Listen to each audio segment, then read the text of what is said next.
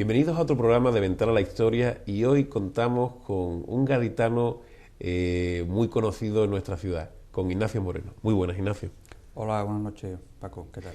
Ignacio Moreno es el presidente del Ateneo de Cádiz, es historiador y queremos precisamente hablar sobre esa institución gaditanísima en Ventana a la Historia con de raigambre decimonónica como es el Ateneo de Cádiz. Queríamos preguntarte, Ignacio, primeramente por los antecedentes de este Ateneo de Cádiz fundado en 1858, ¿no? Efectivamente, el Ateneo se funda en Cádiz en 1858, pero tiene unos antecedentes históricos que se remontan al siglo XVIII. Concretamente, como tú bien sabes, Cádiz en el siglo XVIII fue una ciudad muy pujante, donde hubo un gran movimiento comercial y mercantil, y eso propició que la ciudad se vinieran los grandes comerciantes europeos con motivo del traslado de la Casa de Contratación de Sevilla a Cádiz a principios del siglo XVIII, en 1717, hizo que los grandes comerciantes de Génova, Holanda, franceses, ingleses, irlandeses, vinieran y se afincaran en Cádiz.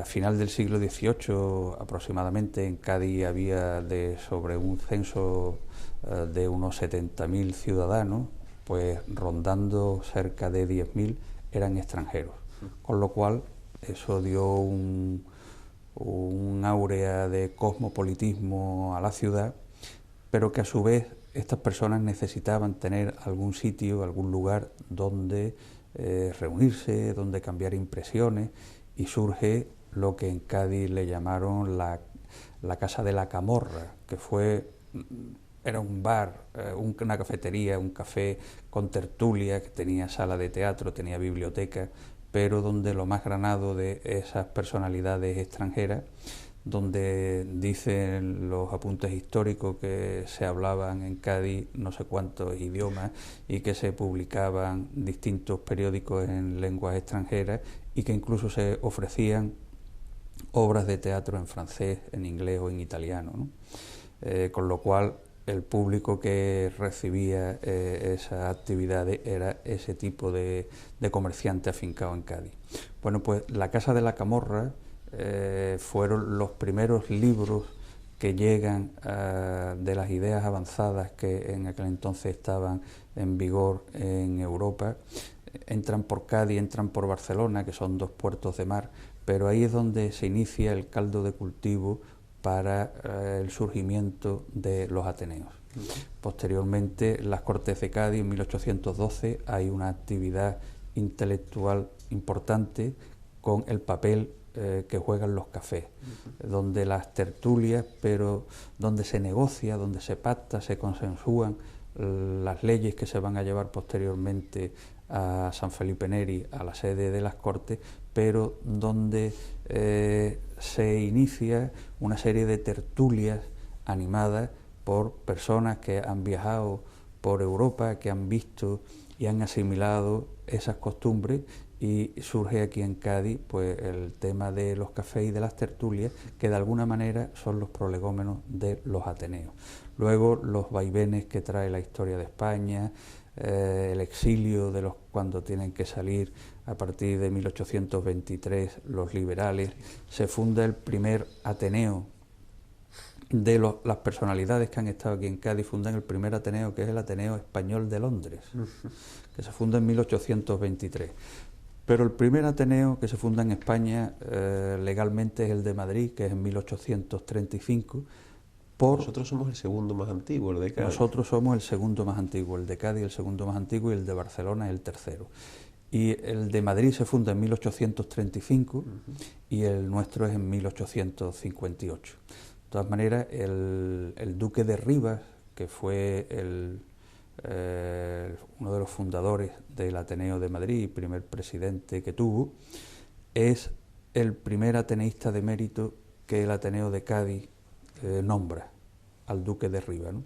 Y el Ateneo de Cádiz, pues desde 1858, tiene una primera época con muchísima actividad, gracias al presidente que funda el Ateneo, que es don Miguel Ayllón Altolaguirre, al que hace un par de años el Ateneo ha dedicado una lápida donde estuvo precisamente ubicada la Casa de la Camorra, en la calle Arbolí, número 5, y era un personaje olvidado por el Ateneo, una cosa lamentable, pero que hemos procurado darle el sitio que por respeto y admiración debe de tener en los anales del Ateneo, ¿no?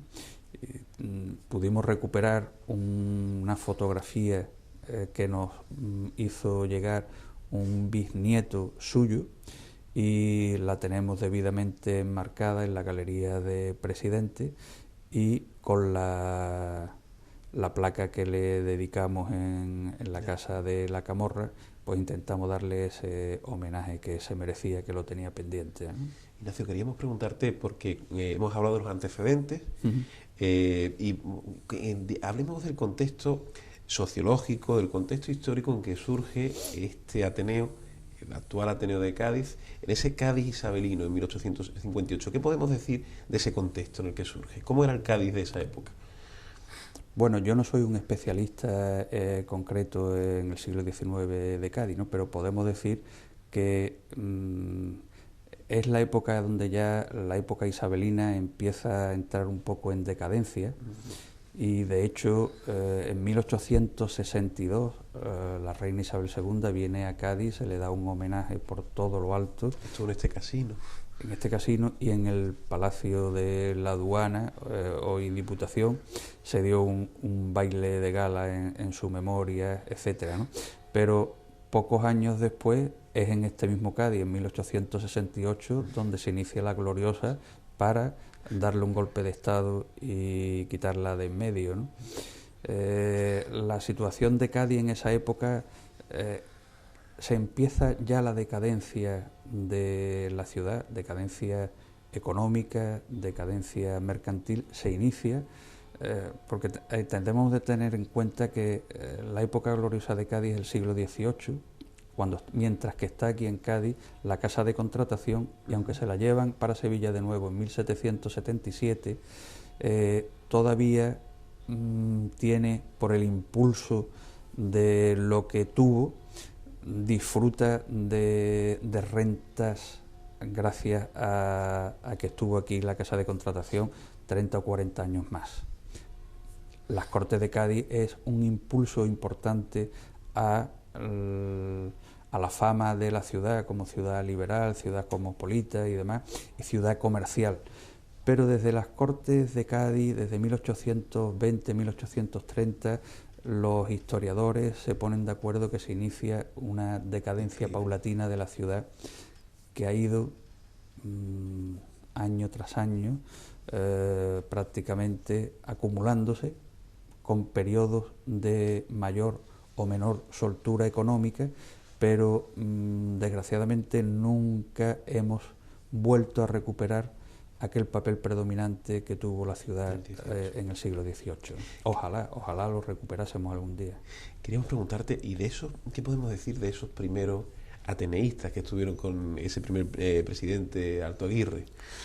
Pues con don Miguel Ayllón Alto Aguirre, las personalidades que conforman el Ateneo de 1858, el Ateneo nace con un espíritu liberal, profundamente liberal todavía, pero Ayllón era una personalidad, era abogado y era un hombre inquieto, emprendedor, fue síndico del ayuntamiento y fue un intelectual de reconocido prestigio con inquietudes políticas, porque él fue un republicano federal e incluso apostó en la Primera República en 1873, llegó a hacer un borrador de Constitución republicano federal para España, de las tres que por lo visto estuvieron intercambiando para ver cuál era la que se aprobaba al final.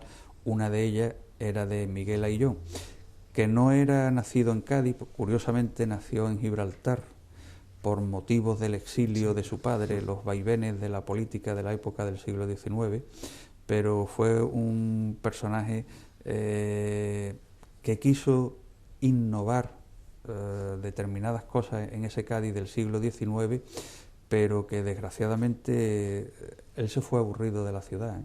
Sí. Sí, sí, sí, sí. Se fue aburrido diciendo que la sociedad gaditana, grosso modo, era en el fondo una sociedad eminentemente conservadora y donde no era muy aficionada a determinadas innovaciones que él propuso en su momento, en el sentido de hacer una sociedad más tolerante, más receptiva a determinadas cosas, y él se fue un poco cansado de no encontrar el suficiente apoyo en la sociedad gaditana de la época. Y entre sus compañeros, ¿quién podemos destacar de esos ateneístas de la segunda mitad del siglo XIX? ¿Y qué Pues mira, propuestas dieron? curiosamente, hay un alcalde en el siglo XIX que está considerado como alcalde gestor el mejor del siglo XIX, que es don Juan Valverde. Don Juan Valverde, que tiene calle aquí en Cádiz, cerca de donde estamos. Curiosamente no era tampoco gaditano, era natural de Valencia, y fue una persona que innovó en temas urbanísticos, de limpieza, de alcantarillado, de alumbrado en la ciudad. En carnaval, fue una persona que fomentó mucho el tema del carnaval, y es una persona que colaboró asiduamente con el Ateneo de la época. En el siglo XIX tenemos personalidades, bueno, Adolfo de Castro, un prohombre gaditano, en su juventud ultraliberal y en su madurez ultraconservador y tremendamente religioso, ¿no? Hombre que fue alcalde de Cádiz, que fue una personalidad política en su época, que terminó empleado en el ayuntamiento como archivero, y que las circunstancias de la vida no le fueron muy bien, ¿no? Pero tenemos también desde un Alfonso Moreno Espinosa, que fue el introductor en Cádiz de las ideas krausistas, una personalidad de reconocido prestigio dentro del mundo filosófico de la España del siglo XIX, ¿no?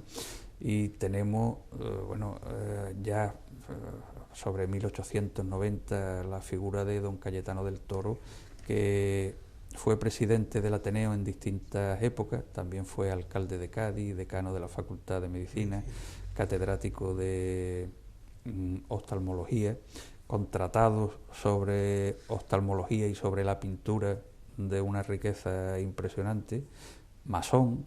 Don Cayetano del Toro fue jefe de la masonería local en Cádiz, pero fue un intelectual de un reconocido prestigio y sobre todo de una bondad impresionante, porque dicen que dedicaba determinadas horas del día en su consulta privada de oftalmología para atender a las personas de pocos recursos económicos, ¿no?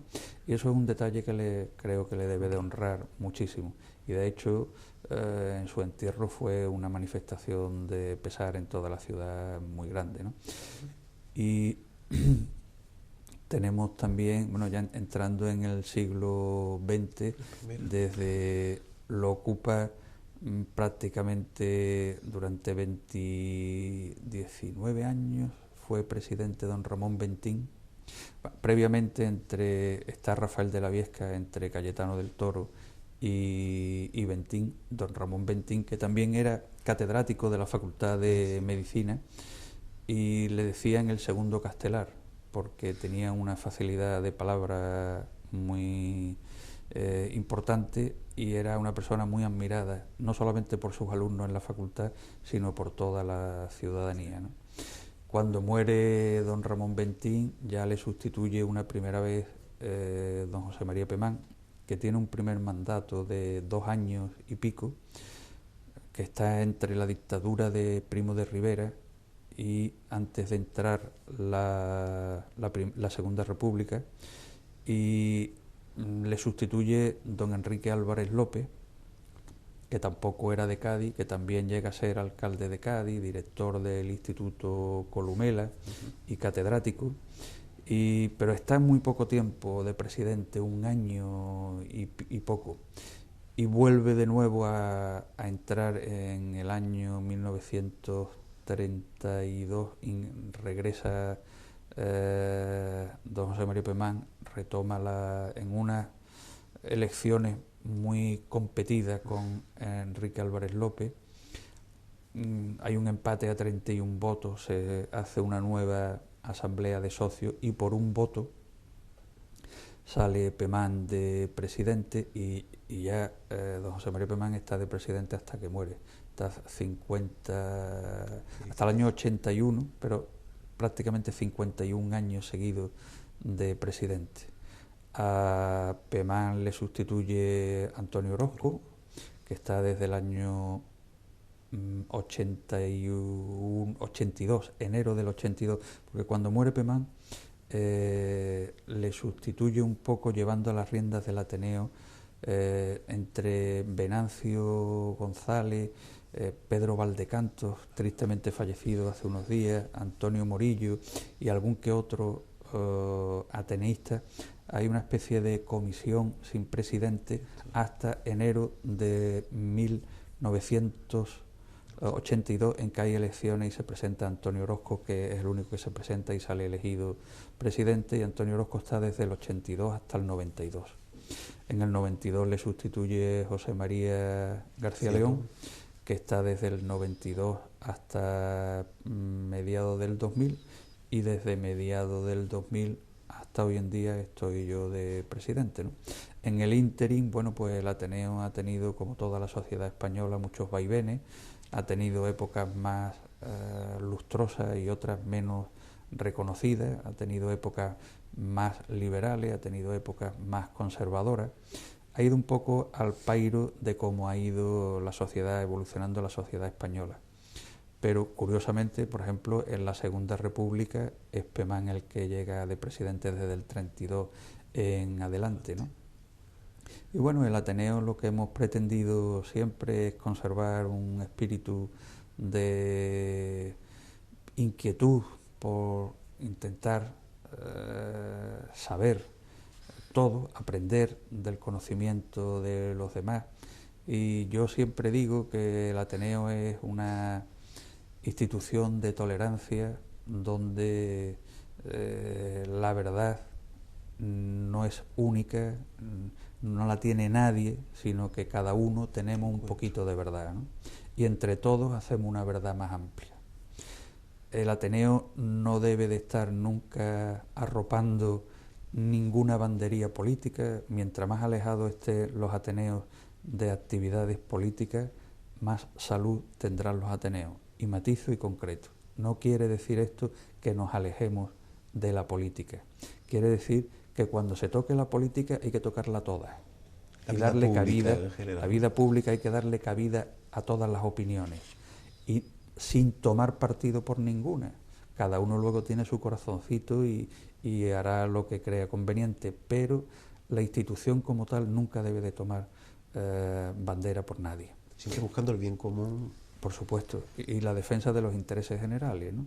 Y ofrecer la tribuna del Ateneo para que civilizadamente todo el mundo pueda exponer sus puntos de vista. Ahora bien, eso no quiere decir que el Ateneo no tenga un espíritu crítico. Tenemos que fomentar que haya un espíritu crítico constructivo desde el Ateneo. ¿Qué quiere decir eso? Bueno, pues que nosotros, por ejemplo, que organizamos mesas, debates, tertulias, pues lo mismo hablamos un día sobre la limpieza en la ciudad, sobre el urbanismo, sobre las playas, sobre cualquier tema de futuro que se plantee, y procuramos invitar a distintos puntos de vista sobre temas concretos. Más enriquecedor. Evidentemente, pero el Ateneo como tal no debe de defender ningún punto concreto, sino que desde las distintas opiniones cada uno entienda a su parecer lo que es lo más lógico, lo que el sentido común recomienda que debe ser lo más sensato, ¿no? Ignacio, ¿podríamos decir entonces que el Ateneo es una especie de punto de encuentro? Esa es la esencia del Ateneo. Cuando no sea un punto de encuentro está fallando como Ateneo. Eso es así, ¿no?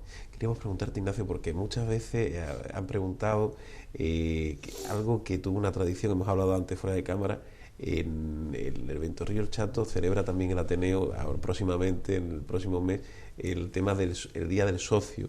Sí.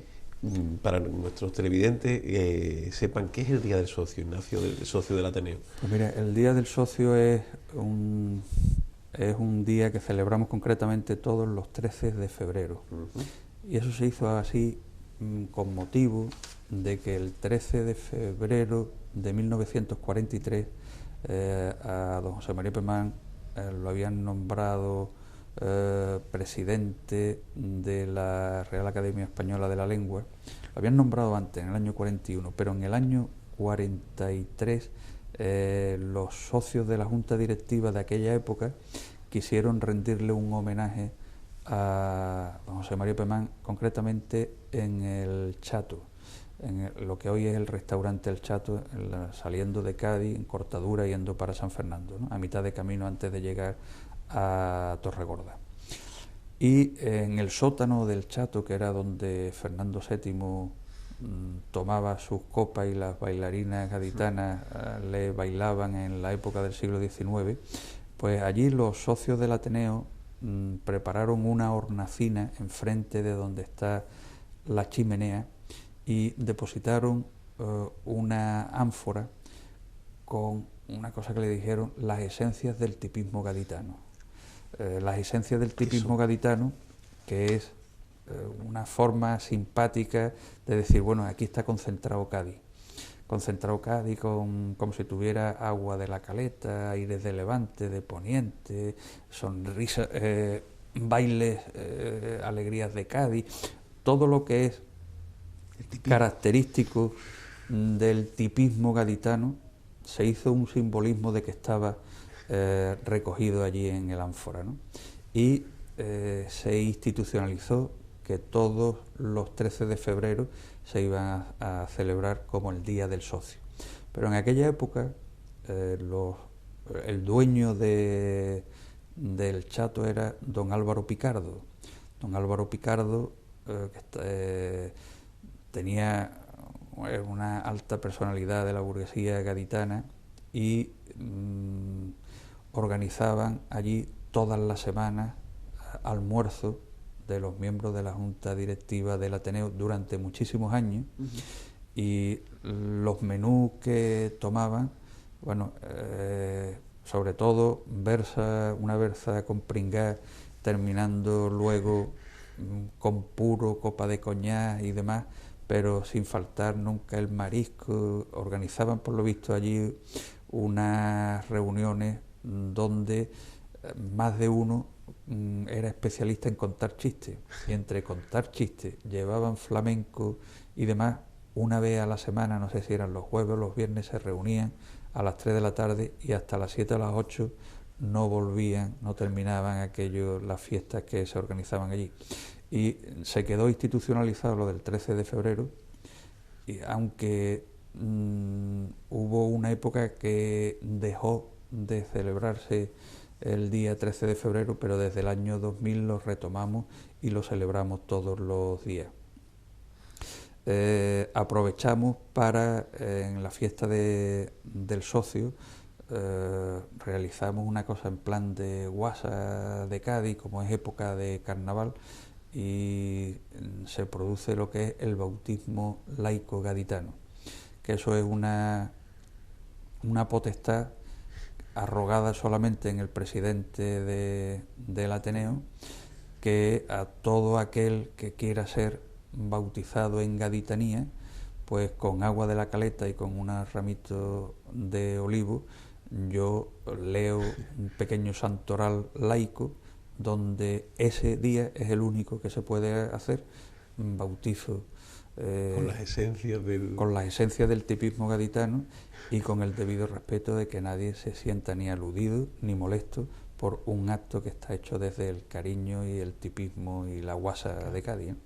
Queríamos preguntarte, Ignacio, porque hemos hablado de los antecedentes del Ateneo, de la proyección que tuvo durante el siglo XIX y durante el siglo XX.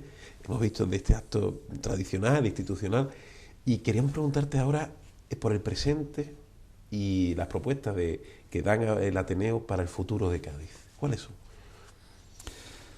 Bueno, en el presente nosotros tenemos una obligación moral, ¿no? Y la obligación moral es trabajar por la cultura en general y procurar transmitir ese conocimiento a toda aquella persona que libremente quiera recibirlo. Nosotros organizamos una media de 200 actividades culturales desde octubre hasta junio, que es lo que dura el curso académico, y procuramos actuar con sentido común, con lógica, y transmitir alternativas posibles para el futuro de la ciudad, pero no nosotros, sino todo el mundo al que invitamos a que utilice la tribuna del Ateneo. En los últimos años, bueno, el Ateneo hemos apostado por una determinada forma de enfocar algunos planteamientos que ha habido en Cádiz, como puede ser lo del Foro Cádiz 2012 con el Bicentenario y demás, que es un proyecto de ciudad. Sí me gustaría decir una cosa: nosotros no tenemos la verdad, no la tenemos nosotros, pero tenemos una parte de verdad en lo que decimos, ¿no? Fruto de ese consenso. Y otros tienen el resto de verdad, de sus verdades. Pero cuando nosotros hemos apostado por algo, de verdad que nunca hemos hecho por molestar a nadie, ni por intentar perjudicar a nadie, sino que intentamos defender los intereses generales de la ciudad. Últimamente ha habido diferentes alternativas para el modelo de desarrollo del puerto. Nosotros, a través del Foro 2012, creemos que la ciudad debe de desarrollarse en el Bajo de las Cabezuelas y en el polígono de las Aletas, que estuviera coherente y seriamente estructurado. Creemos que esa es la apuesta que debe de tener el futuro de la ciudad de Cádiz.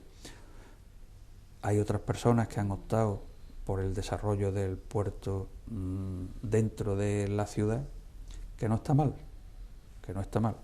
Y hoy creo que están negociando en Bruselas incluso determinadas partidas para un crédito presupuestario para el desarrollo de eso. Ojalá se consiga. Pero de todas maneras, ese desarrollo va a causar un inconveniente con los tráficos de contenedores para la salida de la ciudad, que ya va a estar suficientemente congestionada. Si le vas a meter además 500 o 1000 camiones diarios con contenedores, eso puede suponer un caos tremendo. Nosotros habíamos apostado por el Bajo de las Cabezuelas. Esos camiones no tienen que pasar por Cádiz para nada, sino desde el Bajo de las Cabezuelas enlazar con el tren y con la autopista al lado. Pero bueno, doctores tiene la Iglesia y que sea lo mejor siempre para Cádiz, ¿no? Pues Ignacio, muchísimas gracias por esa tradición, podríamos decir esa tradición de innovar que tiene el Ateneo desde 1858. Gracias por venir a entrar a la historia. Muchísimas gracias a vosotros por invitarme, querido Paco. Y esperemos que sean muchos más. Que Dios quiere. Muy bien. Señores, nos vemos la próxima semana en otro programa de Ventana Historia. Gracias.